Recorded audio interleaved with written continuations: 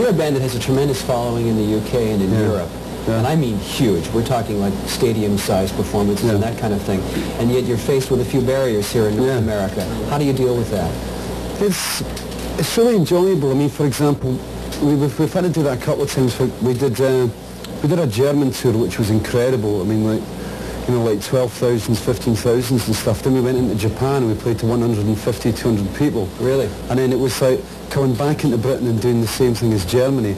And then, but for example, like we did Buffalo Rush the other night, and that was like 11,000 people. They went straight into Waterloo last night. And let's say, 400. And it was great because we got like the deli tray out the backstage area and gave them sandwiches and brought the beers out the backstage, and it became a very informal gig, you know. And the contact is incredible.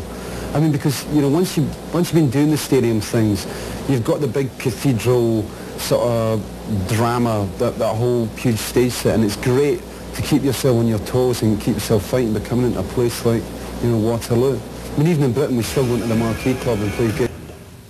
Tell me about the album Misplaced Childhood. There is a theme that runs through that record. Can you explain it to us?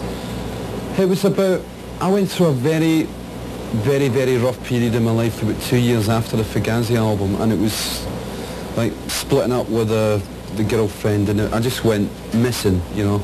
It was like totally debauched. I mean, drink the whole lot.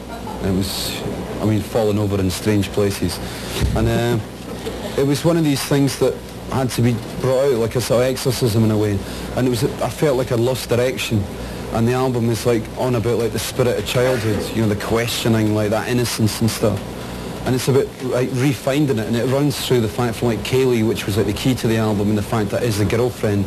And it's also about that the thing about relationships where you go, should I go back just for the good bits and forgetting about the bad bits? It's, the first side of the album is all about that, the false side of romance, and it runs through into tours and all sorts of things. So like on the second side is like the, you know, the attempted suicide bit right through to the end, which is like the very positive, get back into the fight again.